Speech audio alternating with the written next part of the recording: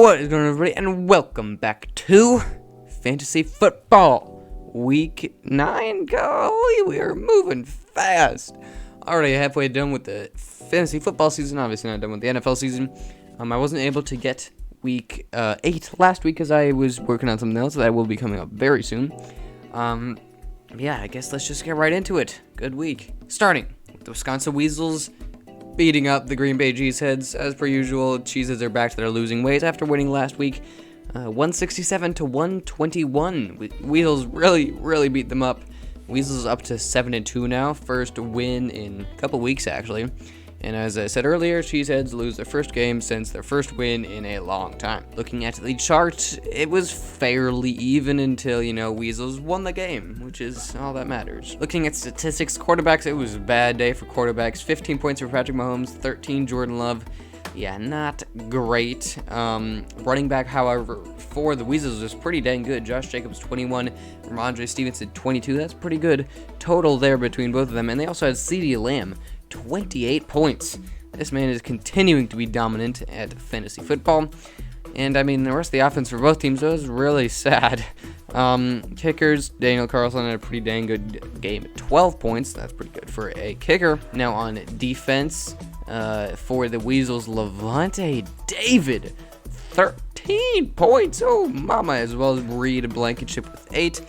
And for the Cheeseheads, Jair Alexander with 9, Bobby Wagner with 8, and that's really all that's interesting. The Cheeseheads didn't even have anyone on a bye. They did have Taylor Higbee, who was just didn't do anything, I guess.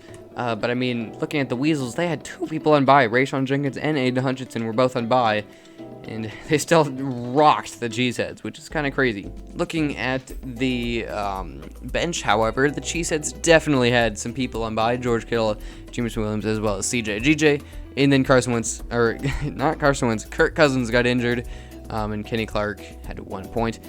For the Weasels, however, it was not pretty. 3 on bye, and then Devontae Smith and Justin Herbert also didn't have good games by themselves, but yeah. Now onto a very surprising game, if I do say so myself.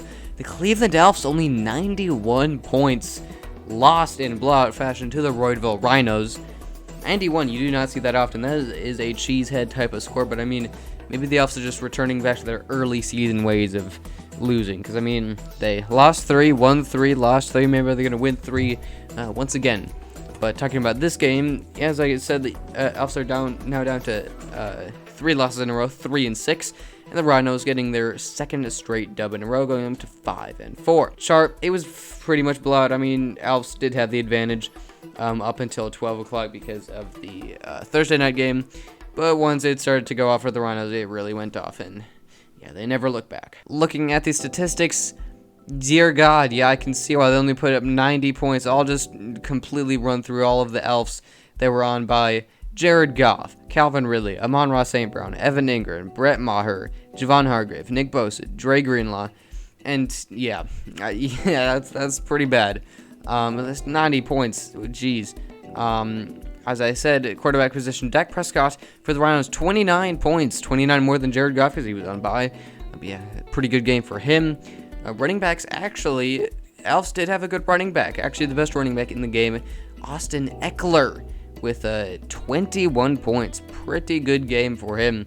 They did also have Chris Olave with 16, but other than that, really not pretty. But for the Rhinos on offense, Cole Kmet, 25 points.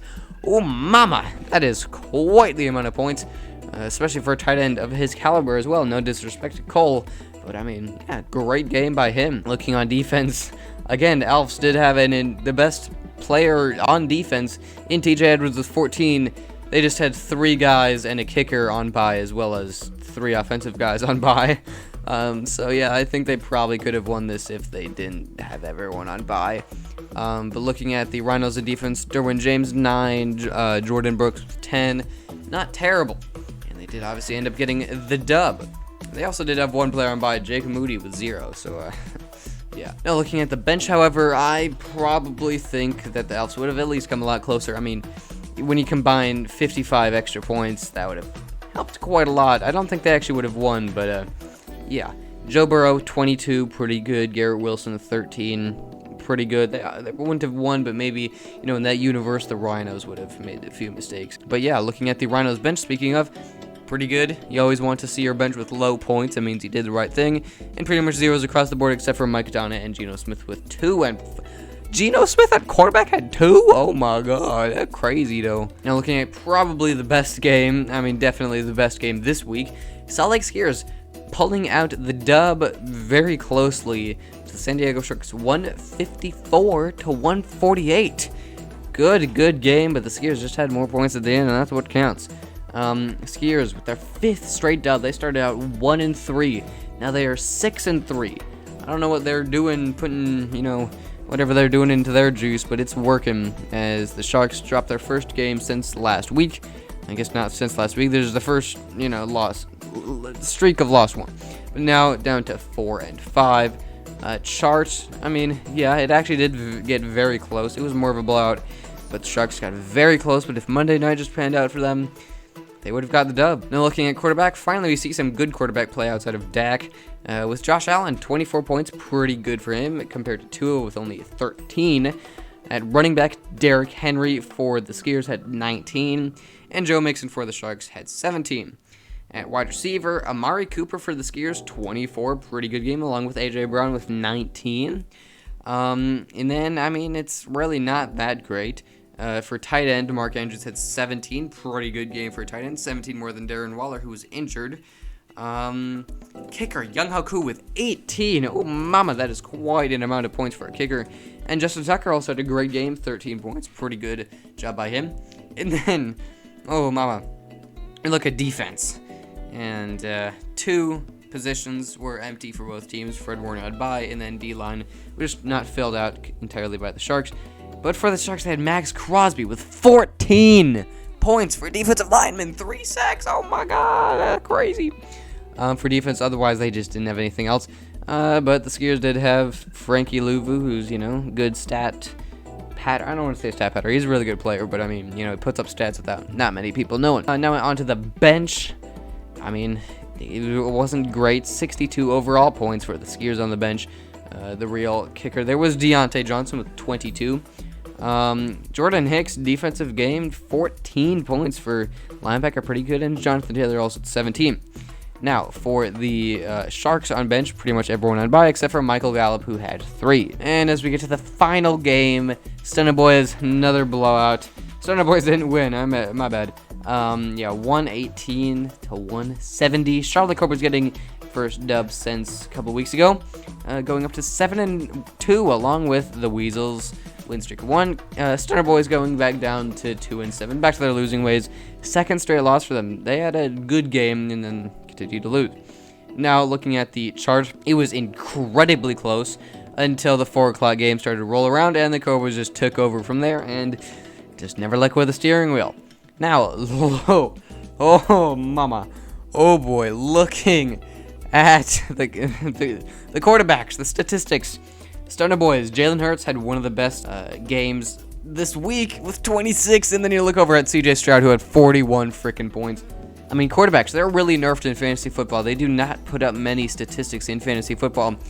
But CJ Stroud, the rookie, 41 points. The Cobra's lucky to be starting him. Jesus, man, that is kind of insane.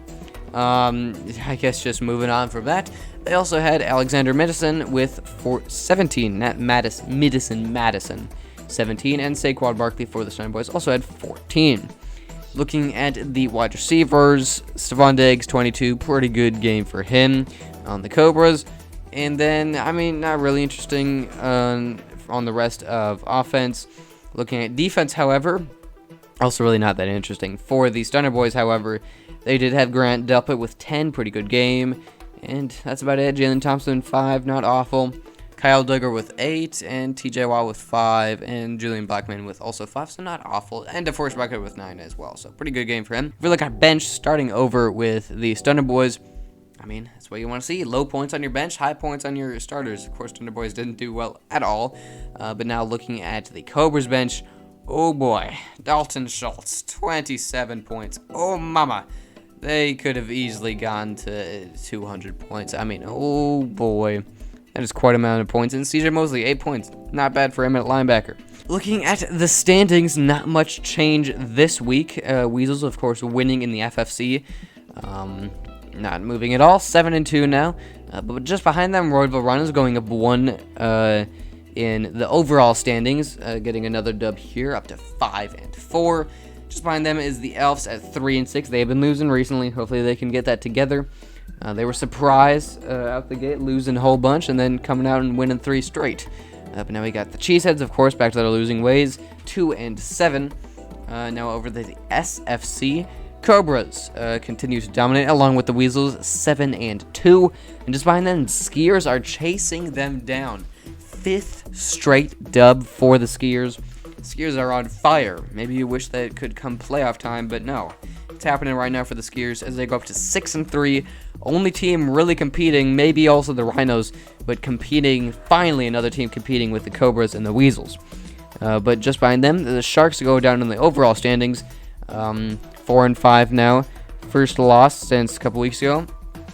Stunner Boys continue to go back to the losing weights, along with the Cheeseheads, also at 2-7. And now, of course, looking at the overall standings, Cobras, Weasels, 1-2, basically the same. Cobras just have had more points. I mean, more 200-point games, but tied. Weasels won their head-to-head matchup, so do what you want with that information. But just behind them, Skiers continuing, as I said, chasing them down. 6-3, 5th straight win. Whenever these teams play, it's going to be interesting. Maybe playing this week, I don't know.